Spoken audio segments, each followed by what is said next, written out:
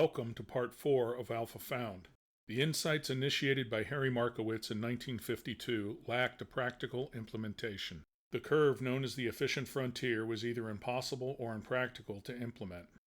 Markowitz was working for the Rand Corporation in 1960 when William Sharpe started working there also. Sharpe was looking for a PhD topic. At the suggestion of Markowitz, Sharpe took on the single-factor model. That is, instead of estimating thousands of expected covariances, possibly there is one economic factor that each security has a sensitivity to. If that sensitivity can be estimated, then the elaborate mean variance optimization algorithm becomes unnecessary. Sharpe's solution to the single-factor model was published under the title Capital Asset Prices, A Theory of Market Equilibrium Under Conditions of Risk, in the September 1964 edition of the Journal of Finance. And here's the first page. The single factor that matters is the excess return on the market portfolio itself. That is, it is the collection of all risky assets held in proportion to their market capitalization.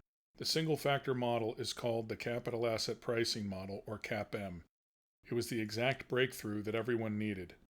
I should add, for the sake of historical accuracy, that others are often credited with coming up with the same theory, or ideas very similar, and thus contributed to Capm's development. Those would be Jack Traynor, who had the idea before Sharpe but did not publish, John Lintner, and Jan Mawson. Capm is often referred to as the Sharpe-Lintner-Mawson Capital Asset Pricing Model. How sensitive the return of a stock or portfolio is to the excess return of the market is called beta, which I am calling Capm beta. The notation I am using is beta prime. The prime notation is my own. I use it because in later videos there will be different parameters and variables that look and operate similarly to one another, but are meaningfully different, sometimes within the same equation. As a notational convention, anything with a prime mark has the ordinary meaning as found in the context of Capm.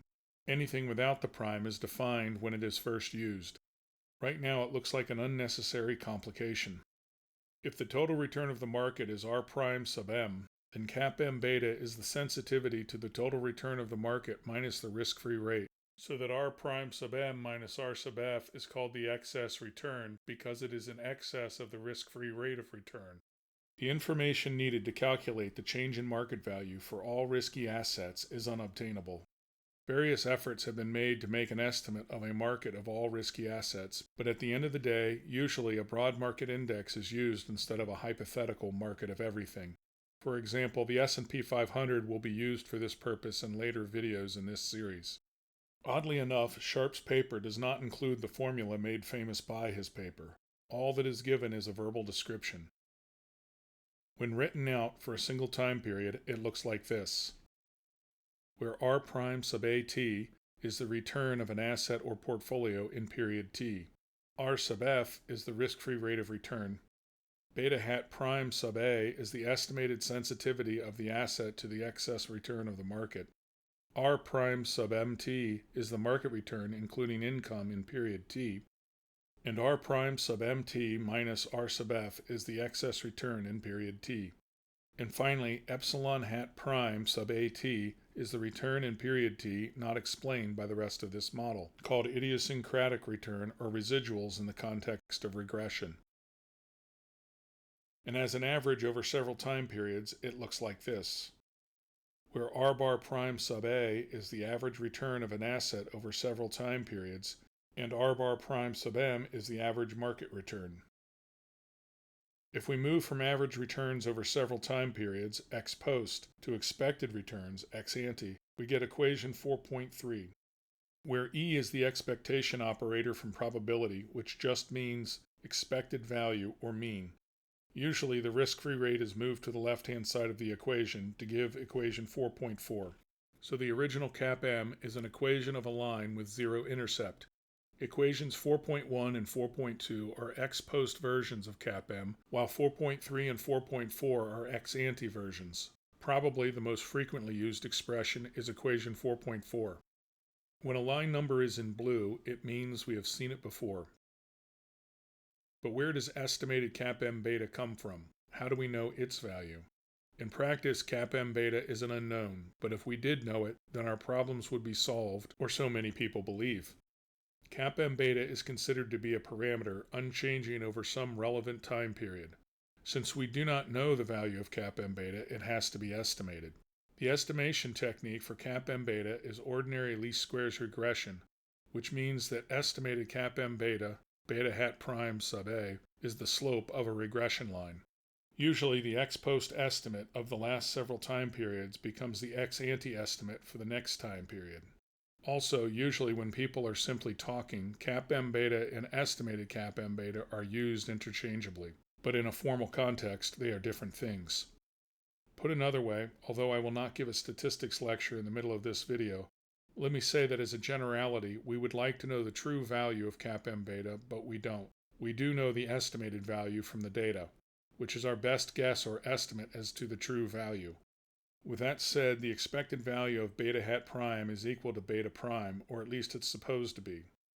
After a few more videos, knowledge of elementary statistics will be assumed, so knowledge of things like the difference between parameters and parameter estimates will also be assumed. Capm assumes a zero-intercept, meaning the regression technique is the zero-intercept regression. As a stylistic point, I have a hard time putting the expectation operator in front of the market return as textbooks do. Expectation has a specific mathematical meaning. Market returns do not have a mathematical expectation. With that said, once the market returns are known, the expectation operator does apply to the return of the asset. The risk or standard deviation of the excess returns of the market is called systematic risk. In addition to scaling market returns, Capm beta also scales systematic risk. Much more on that as the videos progress. Here is a graphical representation of Capm. If Capm beta is greater than 1, then the asset responds to market changes more strongly than the market itself. If Capm beta is less than 1, then the asset responds to market changes less strongly than the market itself. The excess return of the market has a Capm beta of 1 by definition. Anything regressed against itself will have a slope of 1. The assumptions needed to make Capm work are as follows. This is from Investments by Bodie, Kane and Marcus, 10th edition. The first three have to do with investor behavior. 1a, investors are rational mean variance optimizers. 1b, investors' planning horizon is a single time period. 1c, investors have homogeneous expectations. The next four have to do with market attributes. 2a, all assets are publicly held and trade on public exchanges. Short positions are allowed, and investors can borrow or lend at the risk-free rate. This seems like three assumptions to me, not one, but this is how Bodie, Kane, and Marcus do it. 2b, all information is publicly available. This is called informational symmetry. 2c, no taxes, and 2d, no transaction costs. Here is a picture of the 10th edition if you need one.